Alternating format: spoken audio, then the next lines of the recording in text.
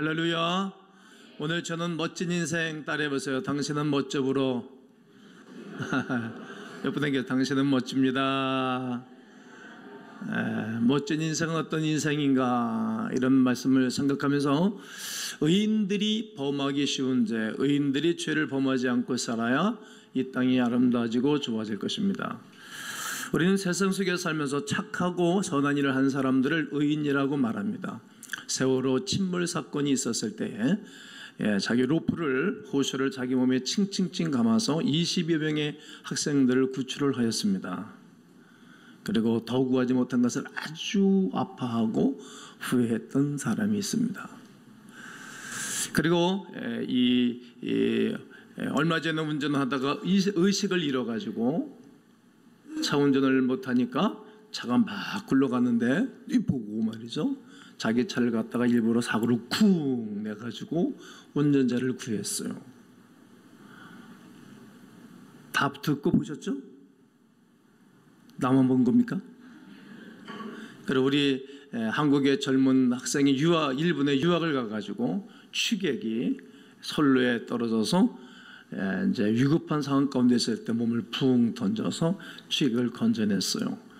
일본의 NHK 또 모든 방송이, 신문이 막 칭찬을 했어요. 세상은 이런 사람들을 향하여 의인이라고 말합니다. 의인. 그리고 그들을 칭찬하고 존경하기도 하죠. 하지만 성경에서 말하는 의인은 조금 다른 의미를 가지고 있습니다. 하나님의 은혜로 용서받은 죄인을 성경은 의인이라고 말합니다.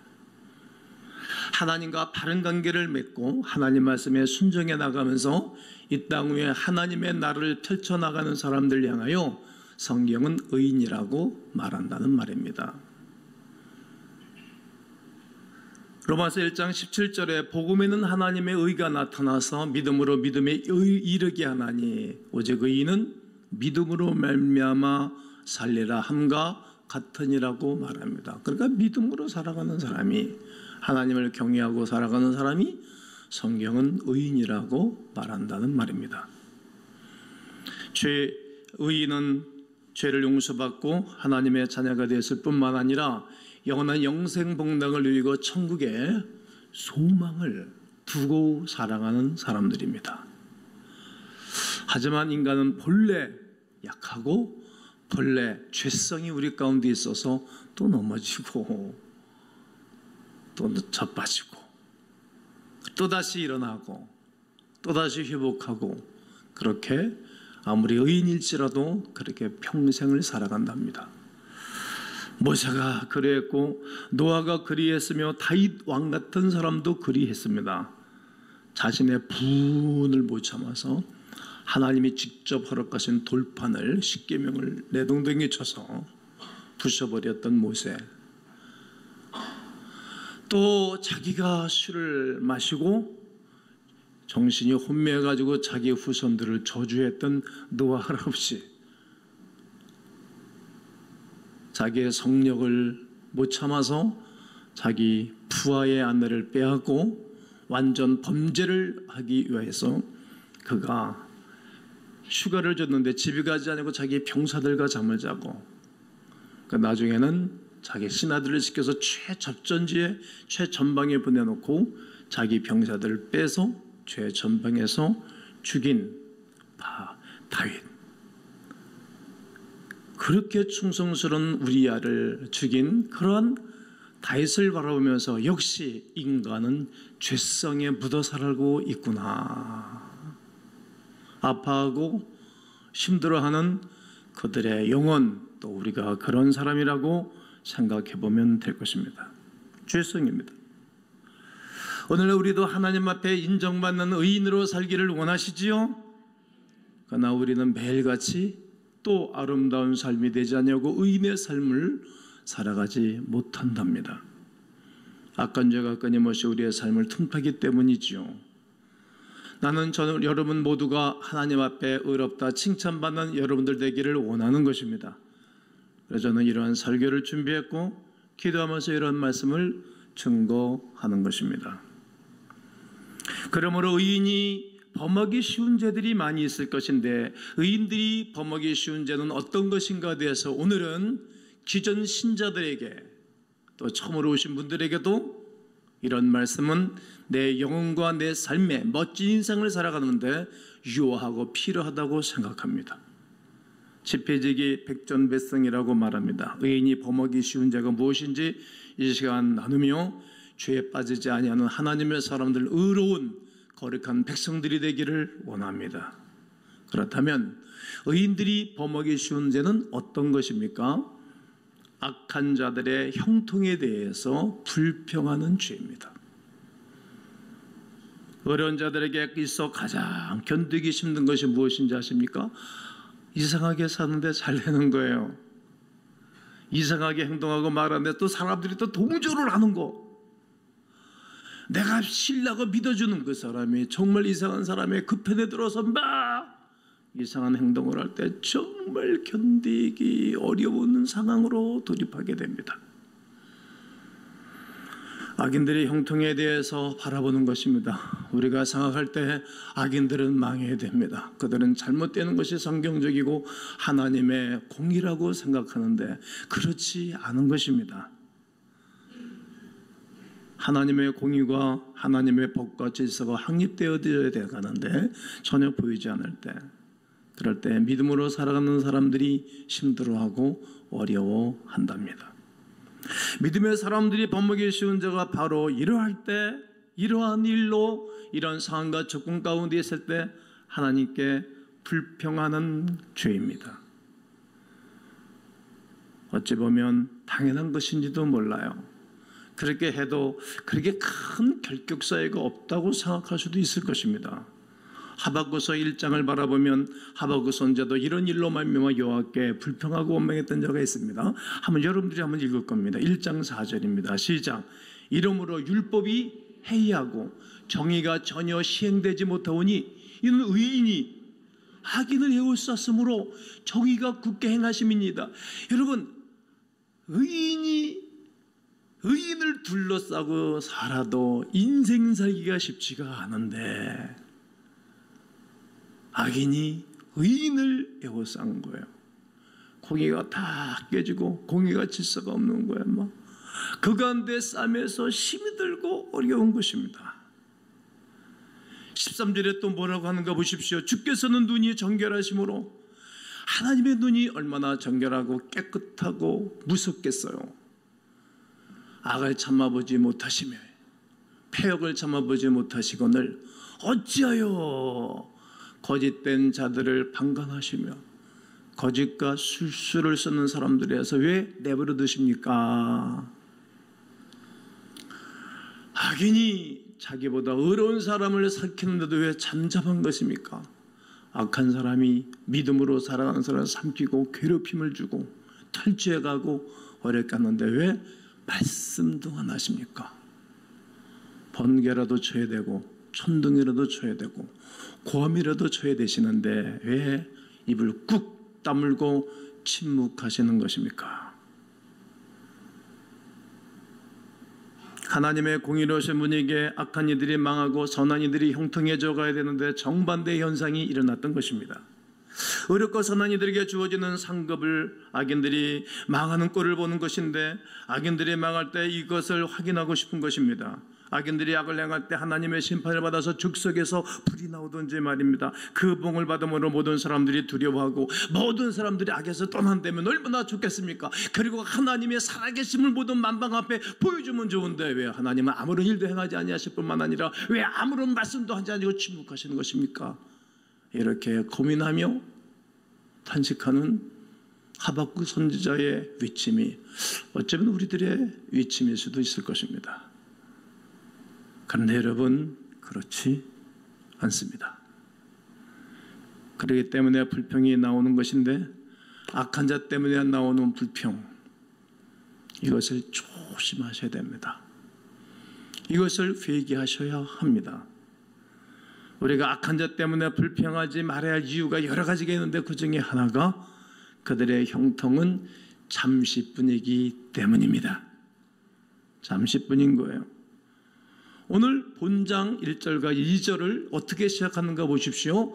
악을 행하는 자들 때문에 뭐하지 말아라. 이게 오늘의 주제 아니겠어요? 오늘 성경 본문에 있는 주제를 삼기로 나온 무드장 애를 쓰지요. 악을 행하는 자들 때문에 불평하지 말며 불의를 행하는 자들을 시기하지 말지니라. 그들은 풀과 같이 속히 배임을 당할 것이며 푸른 채소같이 쇠잔할 것이미로다. 이 설명을 아주 하기가 내가 좋았어요. 그들의 형통은 잠시뿐이기 때문에 그들 때문에 원망하지 말라는 것입니다. 또 하나는 우리가 똑같이 악을 행하는 자가 되기 때문입니다. 그래서 그들처럼 불평하는 것이 아니옵시다. 악한 자들의 목적은 그들도 우리도 악한 자들이 되어져서 함께 망하는 꼴을 보고 싶어서 그러는 거예요. 이상한 행동하는 사람들은 여러분 이상한 행동하게 똑같이 해가지고 똑같은 이상한 사람 만들려고 그러는 거 아닙니까? 여기 쏘으면 안 되는 것입니다. 그러니 우리가 그들의 계략에 절대로 넘어가서는 아니 될 것입니다. 악한 자 때문에 하나님을 원망하면 우리도 똑같이 그런 사람들과 대해서 마지막이 쇠잔한다는 거예요. 채소처럼 폭삭한다는 것이지요. 우리의 믿음은 그런 말미암아 순식간에 흔들리고 삶의 스탠스가 깨지는 거예요. 금년도 1월 서기가 스탠스였잖아요. 그러면 이렇게 말해요. 우리가 어렵게 살 필요가 뭐가 있어? 저 사람들도 저렇게 살고 잘 되는데 우리도 뭐 그렇게 살 필요가 뭐가 있노? 믿으며 살 필요 없어. 되는 대로 사는 거야. 어차피 세상은 불공평해. 아니에요. 세상은 공평해요. 공평하신 하나님은 공평하세요. 그렇습니다. 시편 오늘 본장 7, 8절을 보십시오. 여호와 앞에 잠잠하고 참아 뭐하라? 기다려라. 한번 기다려 보십시오. 제가 이제 교회 생활 꼭 40년, 만 40년이라 했거든요. 40년 기다려보고 봤더니 정말 믿음으로 살아가는 사람들이 잘 돼요. 네, 전 뭔가 약간 좀 2% 부족해도 2% 부족한 건데 왜 잘 되는가? 하나님이 2%를 채워주시는 거예요. 믿음으로 안 사는 사람들은 자기들이 그걸 다 채우려니까 이게 다 인간의 빈 공간을 누가 채울 수 있겠어요? 그런데 저는 2%가 부족해요. 한 1.5% 정도. 이 자존심 상한 것 같은 애가. 그럼 내가 1.5%를 주면 난 채우시는 거예요. 기다리라는 거예요. 분을 그치고 노를 버리고 분을 그치고 노를 버리고 분낼 필요 없어요. 이 더운데 여러분 분내지 마시고 이상한 사람들에게 내버려 두세요. 지금 뭐 채소같이 폭삭할 날일 거니까 괜히 그런 일에 내가 손해볼 게 뭐가 있겠어. 불평하지 말라. 오히려 악을 만들 뿐이라. 악인들의 형통을 시기하면 똑같이 악한 자가 되기 때문에 하나님 우리가 정말 멋진 인생을 살기 위해서라도 이렇게 말씀을 하고 계신 것입니다. 잠언 24장 1절 19절로 20절 보면 너는 악인의 형통함을 뭐하지 말며 부러워하지 말며 그와 함께 있으려고 하지도 말아라. 그런 사람에서 스그머니 자리를 떠는 거예요.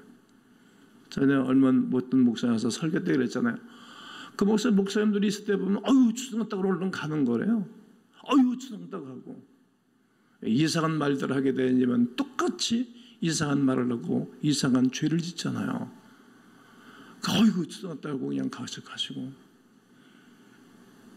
그런 나중에 목사님에서 물어봤더니 목사님 어떻게 목사님 이렇게 초생해 주나요? 그냥 있어. 또 물어봤대. 그랬더니 그거 뭐 남 얘기하고 안 좋은 얘기도 같이 있으면 내가 망할 건데 못 들어. 그런 얘기 들어. 초생했다 그러고 도망가고 그러니까 목회를 잘하는 거예요. 세상은 좋은 사람들이 더 많아요. 세상은 믿음으로 살아가는 사람들이 많아요. 그래도 세상이 지구촌을 하나님이 다 붙잡고 있지 않습니까? 여러분 같은 좋은 믿음의 사람들이 있어 지켜주고 계세요. 눈 열어 보셔야 돼요. 악인의 형통함을 절대 부러워하지 말아라. 20절에 대저 행악자는 장래가 없겠고 장래가 없어요. 악인의 등불은 꺼지는 거예요. 의인의 등불은 계속 빛을 내요. 너희는 빛이라. 등경에 두고 계속 빛나게 한다 그러죠. 악인들이 형통한 것을 보고 하나님께 불평하는 죄를 결코 가볍게 여기서는 안 됩니다. 우리가 불평할 때 자칫 사단의 공격을 받기 쉽기 때문에 불평할 수 없어요. 사단은 우리로 말미암아 하나님의 선하심을 못 믿게 하는 거예요. 사단은 우리로 하여금 하나님의 거룩한 은혜를 입지 못하도록 하는 방해꾼이라는 사실입니다. 내 하나님의 말씀을 불신시키고 내 하나님의 말씀을 믿지 못하게 하고 하나님과 자꾸만 이간질을 시키게 하고 하나님의 교회와 점점 멀리 떠나가게 하고 목회자와 하나가 되지 못하도록 하는 그런 악한 세계, 결국은 파멸해요. 교회가. 그런 교회, 한국 교회가 얼마나 많냐고. 이러한 시험에서 승리하는 여러분들 되기를 주 예수 그리스도의 이름으로 권면하고 주 예수 그리스도의 이름으로 축복합니다. 또한 모세의 자리에 앉은 죄를 범하기 쉽기 때문입니다. 마태복음 23장 2절에 서기관과 바리새인들이 모세의 자리에 앉았으니, 누가 모세의 자리에 앉았다고 그럽니까? 서기관들과 바리새인들입니다. 서기관들과 바리새인들은 어떤 사람들이니까? 성경을 많이 안다는 사람들입니다. 그리고 그들은 가르치는 사람들이오시다. 율법에 충실한 사람들입니다. 율법과 윤리와 도덕을 앞세우며 살아갔던 사람들이 바리새인들의 삶이었습니다. 그러면 모세의 자리는 어떤 자리를 말하는 겁니까? 모세의 자리는 심판하는 자리입니다. 그러므로 그들은 남들을 판단하고 심판하는 것에 대해서 굉장히 의미를 두는 거예요. 앉아가지고 남 얘기만 하면 되겠어요? 남 얘기도 남 공격하는 이야기, 자기는 하지도 못하면서 하는 사람을 헐뜯는 거예요. 내가 목회하면서 이것을 봤어요. 자기는 하지 않으면서 하는 사람들에서 바지가를 잡는 사람들이 있어요. 본인은 아무것도 하지도 못하면서 아는 얘기만 해요. 행함이 중요하지 않습니까? 바로 이것이 의로운 사람들이 범하기 쉬운 두 번째의 죄악입니다. 어렵게 살아가는 것은 좋은 일이지만 남을 판단하고 남을 정죄하는 것은 정말 악한 것입니다. 무서운 죄입니다. 남을 판단하고 정죄하는 죄는 가장 무서운 죄에 해당하기 때문입니다. 그러므로 다 관계가 깨지는 것 아니겠어요? 그 누구도 하나님 앞에 자랑할 자가 누가 있겠습니까? 은혜의 결과로운 것이지 우리의 노력이나 우리의 수고와 우리의 애씀으로 일어나는 결과물이 아니라는 것입니다. 누가복음 18장 가면 예수께서 바리새인과 세리들을 비유를 들어 하신 말씀이 있습니다. 말씀하시기를 바리새인보다 세리가 더 의롭다라는 말씀입니다. 예수님은 나는 세리와 창기의 친구라고 말씀하셨어요. 바리새인들이 얼마나 의리를 세우고 똑똑하다는 사람 아니겠습니까? 지금도 그들은 선민 사상에 가득 차 있어서 그들은 예수 그리스도를 구원자로 보지 않고 있습니다.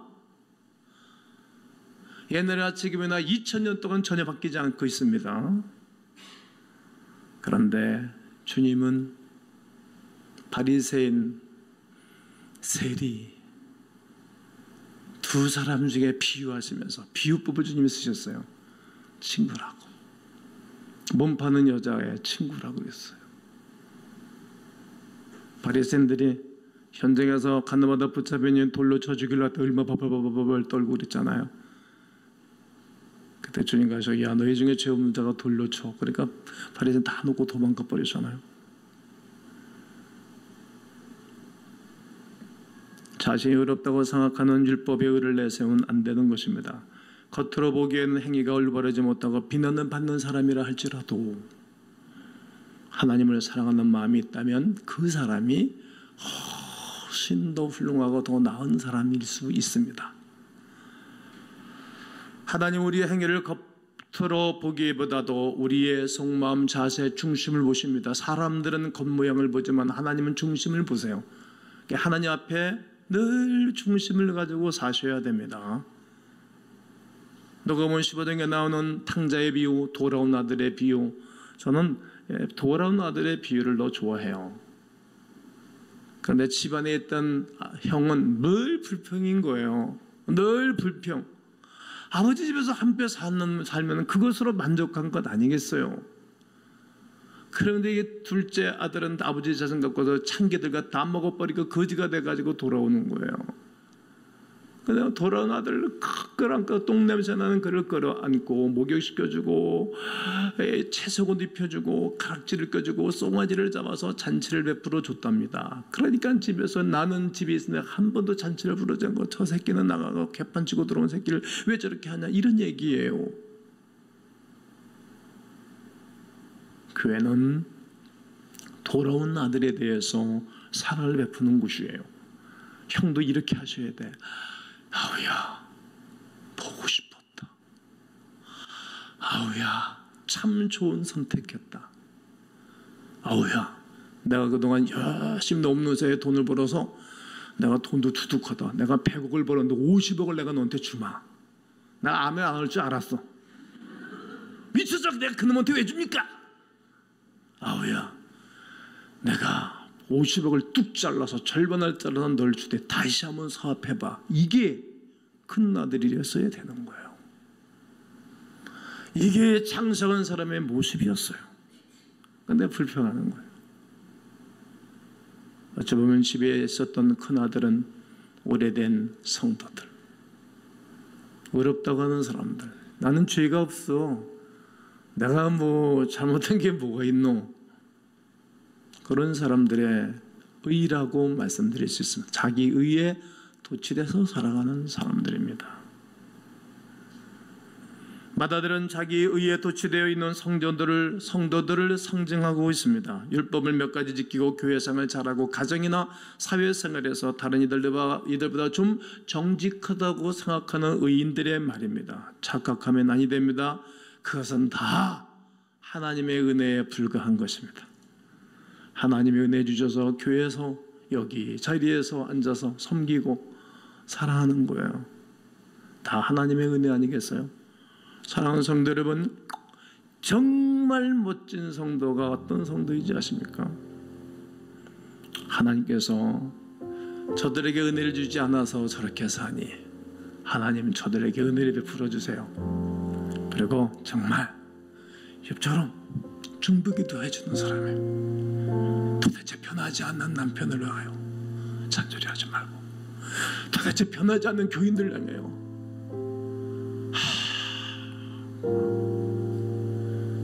변하지 않는 사람들 많아요. 짚은 자들도 어떻게 보면 바리새인 같아, 어떻게 보면 서기관 같아. 자리 새신자면 좋은데, 짚은 안 붙이고 왔으면 좋은데, 이놈의 견적 묻혀서 아무것도 하지도 못하면서 할 수도 없으면서 그래도 좋아요. 중보기도 하니까 기도하는 거예요. 우리는 다른 사람들 향하여 볼 때 불평하거나 원망하지 않고 중보기도 하는 것이옵시다. 그리고 하나님 앞에 은혜를 부어달라고, 나에게 은혜를 주신 하나님이 귀한 분에게도 은혜를 부어달라고. 혹시 여러분 중에 자기 의에 도취되신 분들이 계십니까? 이 시간 내 하나님 앞에 내 속을 드러내놓고 진실하게 겸허하게 하나님 앞에 회개하고 돌이키기를 원합니다. 악인들의 형통에 대해 불평했던 죄, 모세의 자리에 앉아서 남을 심판했던 그런 죄, 자기 의의 도취에 빠져서 상대를 무시하고 상대를 경히 여겨 관계가 다 깨지고 엉망진창된 그런 관계 물리치고 돌이키고 정리하고 새로운 은혜의 시간 갖기를 원합니다.